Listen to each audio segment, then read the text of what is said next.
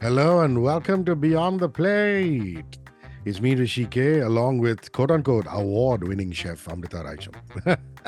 Why I say award winning is, she's no stranger to awards. She picks them up on a regular basis, but the latest one is the legendary Food Influencer Award given by the Jagran Group, which is a very famous publication.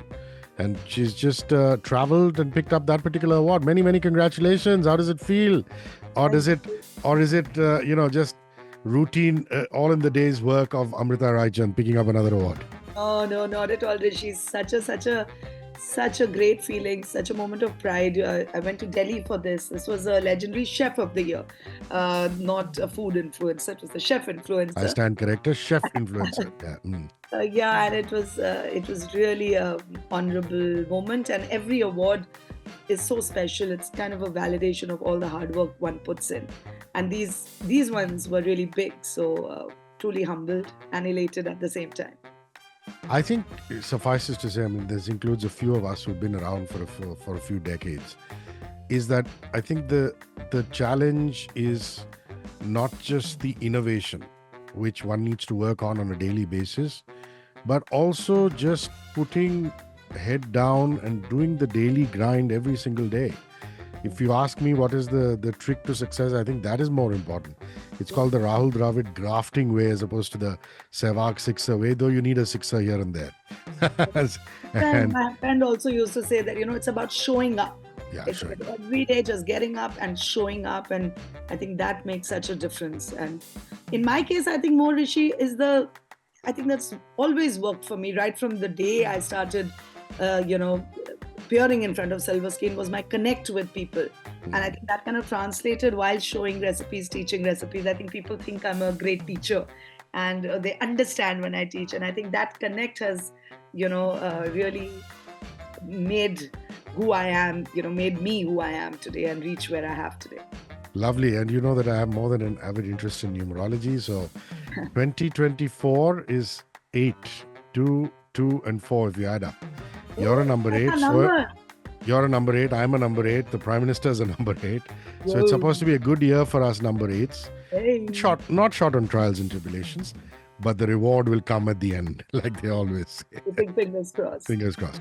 Okay, so this time we're deviating from normal pattern. Normal pattern is we open up, we have a theme. Amrita talks about the theme, then we get into the recipe of the day, post which we get into the Ask Amrita section. It has been her pet peeve with me, and I'm guilty as charged that we do not take enough questions in every episode. We're just able to do the one or the two because you have only those many minutes for a program to function. So today we do an entire episode full of questions, and this might not be a bad idea. When we've banked enough questions, maybe every few weeks or months, come down to this, Amrita. Yeah, I think it's a great idea. At least we cover everybody's Yeah, questions, yeah, otherwise yeah. it's not fair. So under the bracket Khichdi, we did an episode on World International Yoga Day, where she talked about khichdi making and a wonderful recipe. I think that has led to a lot of khichdi questions. Thank you, Lee, for asking this. Are there any regional variations of khichdi that you enjoy making? That's Lily's question. What do you usually serve with khichdi? That's Annie's question. And there is another Amrita who asks, our Amrita, do you have any family traditions or stories associated with khichdi? So let's start with regional variations. So, I'm from Bihar. Everybody knows that from Jharkhand. So, I really enjoy making the Bihari style of khichdi also. It's a little different in terms of the dal that gets used. Usually, it's moong dal with rice, which is made in the khichdi form. But in the Bihari style, we often use tur dal. And there's a lot of vegetables also that go in. There's a lot of spices that go in, lots of garlic and cumin, and even a little dash of garam masala at times. So that's something I quite enjoy making once in a while. And usually, what goes with khichdi are actually a variety of things, but the classic combinations are papad, pickle, and curd. But in this Bihari style, which I'm talking about, you can even add a little chokha, which is like a mashed form of potato, mashed form of roasted eggplant, bengan, little tomato chutney and stuff. So that's a nice combination of khichdi. You can literally add layers of combination and make it your own. Talking about family traditions, the question from my namesake, Amrita. It's very strange. Of course, in Makar Sankranti, khichdi is made even in our family. But my mom, every time it would rain, uh, most people would make pakoras. My mom would make khichdi. And she would just spice it up and make it really nice and comforting. And I think there's something amazing about having khichdi on a nice rainy day. Something very comforting, something very soulful. So I don't know if you can call it a family tradition, but yeah, that's what my mom used to do. I quite enjoyed doing that, and I still continue doing that. I made a beautiful. I hope everybody saw the khichdi video. It's up on my YouTube channel. I did a bit of a unique presentation, like we spoke about last. A lot of people enjoyed it, but even in the classic form, it's delicious. So if you haven't watched my khichdi video yet, please go to Amrita Raichand Chef and Beyond. What do you usually serve with khichdi is Annie's question. I've seen people just putting dollops of ghee on it. Other in the spectrum, I've seen people do fried papad or roasted papad with khichdi. Yes, that's what I covered. I said Yeah, papad you did. and all. Yeah. And Those then, are of the course, there's classic- pickle. Some people like their nimbu achar, their pickle or their amla pickle and things like that. Personally, how do you like it? Personally, like I said, in the Bihar style, we also add the chokha and the tomato ki chutney, which is which actually makes it quite delicious. So that would be your plate if you were to plate it for yourself. Wonderful. That would be my plate. This is Priyanka Punja. Some believe, Amrita, that raw or unpasteurized milk is more nutritious and beneficial than pasteurized milk. What's your take on it? Wow, that's interesting. Years and years of urban Indians buying Tetra Pak saying pasteurized. And all of a sudden, this could throw people in a tizzy. I still remember in Dhanbad only, my mom used to send me to a Doma Maiya, who was the lady at the stable. Literally, I used to go and get the fresh milk, raw milk from there. She would literally, what is it called in Hindi?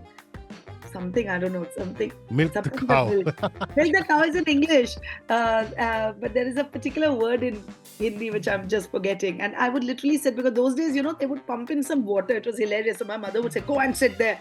I don't know, must be for 2 rupees or 5 rupees those days. But there was something amazing about having that fresh milk. And I have to admit, I miss it. Obviously, anything that's fresh, anything that's raw, which comes to you fresh, has to be amazing. But in today's day and age, where you don't have Doma Maiyas giving you milk, and you have to rely on milk that travels a distance to reach you, I think pasteurized is slightly safer, because it kills all the harmful bacteria. It has a better shelf life.